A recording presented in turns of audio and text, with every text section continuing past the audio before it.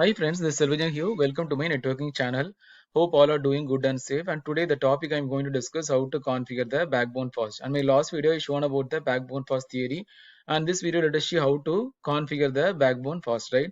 So these are three switches and all these switches are connected means of trunk link. And switch A is selected as a root switch or the root bridge because of the lowest priority. And the corresponding ports are always the designated ports because of the least root path cost, and this is a root port. A segment will have one designated and one root port. So what is backbone first? It is used to record from an indirect link failure. So let us discuss the first scenario.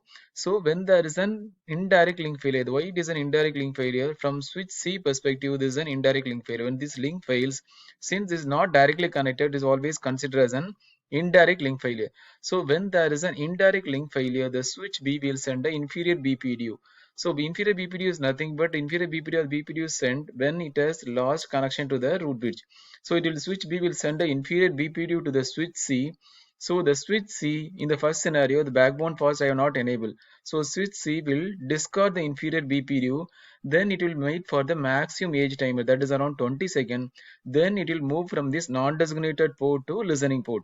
So again it will send the BPDU to switch B, and switch B thinks that this is not the root bridge. So it will again discard the BPDU. Switch B will discard the BPDU. So now switch C will move from listening to learning and learning to forwarding. So there will be total 50 seconds time period for moving from the non-designated or a blocking port to forwarding port, right? So this is the first scenario when the backbone first not enabled. So first let us discuss going to configure the scenario. So I'm going to shut down this port. So which port I'm going to shut down is this is an indirect link failure. So I'm going to shut down the fast Ethernet 1/0 switch B. So this port I'm going to shut down, and let us see the changes. And go to switch B,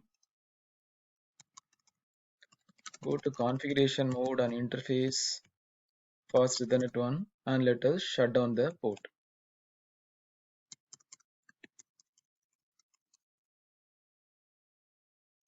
So also you can check whether the spanning tree backbone fast is enabled.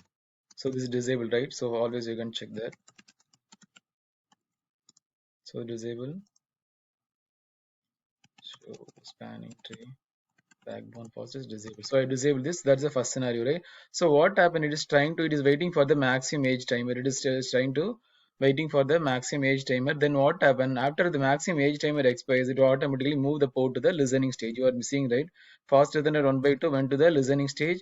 So again, it will go to the learning stage. That is 15 seconds.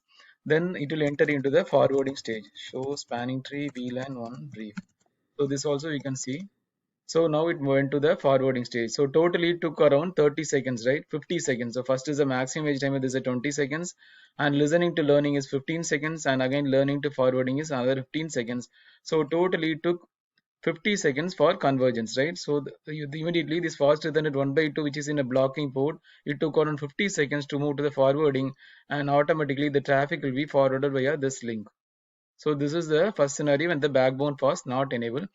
So now let us discuss the second scenario. What I'm going to do, I'm going to configure this backbone first on this all these three switches. It is not like uplink first. In case of backbone first, I have to enable on all these three switches.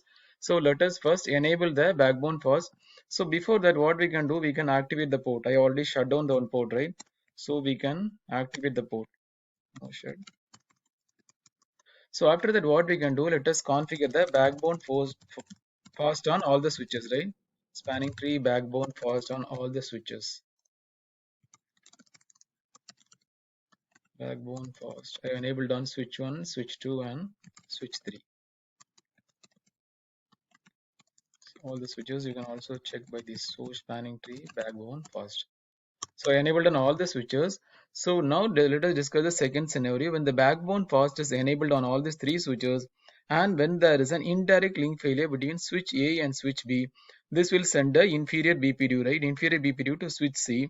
Now in this second scenario, what happened? The switch C will not discard the BPDU. In case switch C will accept the inferior BPDU, then it will send a root link query on the non-designated port and the designated port. It will send it on the root port, this root port and the non-designated port.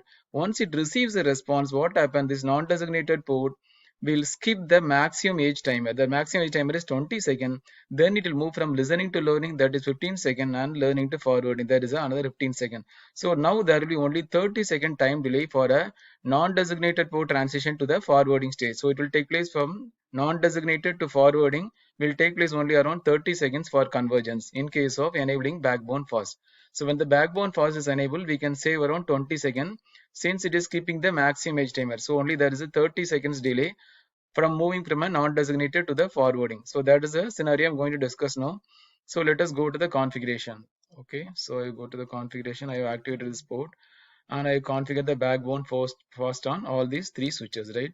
So now let us shut down the port. This is the port I have to shut down faster than 1/2. Since an indirect link failure, let us shut down this port and let us see the transition now. So go to switch B, go to the configuration mode, and I'm going to shut down this port. I also configure the backbone first on all the switches, right? So now let us see the changes. So we're able to see the change. It received the root link query response was expected on VLAN 1 fast Ethernet 1/1, right? It is sending the query. After that, once it receives the response, what is happening? This fast Ethernet 1/2, it is skipping the maximum age timer, and the fast Ethernet 1/2 is immediately moving to the learning stage, right? It is immediately moved to the learning stage. After that, it will move to the forwarding stage. So that transition is only 30 seconds time period. So now immediately went to the forwarding stage. So now you can see the transition it from listening to learning and learning to forwarding. Since it is skipping the maximum age timer, it immediately went to the forwarding stage. Now what happened? When there is an indirect link failure and when the backbone fast enabled on all these switches, this non-designated port to forwarding transition took place around 30 seconds, and now the traffic will be forwarded via this link to reach the root bridge. So this is how backbone fast works. It is used to recover from the indirect link failure. So in the forwarding stage, let us see the spanning tree backbone fast. So we're able to see, right, spanning tree, we're able to see the statistics of the backbone fast what I've enabled. So this is how the backbone fast is work. It used to record from an indirect link failure. So when the backbone fast not enabled and when there is an indirect link failure, the transition took place around 50 seconds since there is a delay of 20 seconds maximum age timer.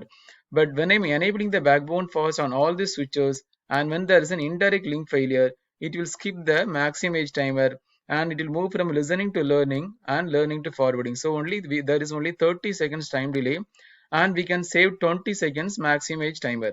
So still delay is there, but we can save 20 seconds and there will only 30 seconds time delay for moving from non-designated to the forwarding port. So this is how backbone fast work, which is used to recover from an indirect link failure. I hope you understood. Thanks for watching. Please subscribe me for more videos. Thank you. Have a wonderful day.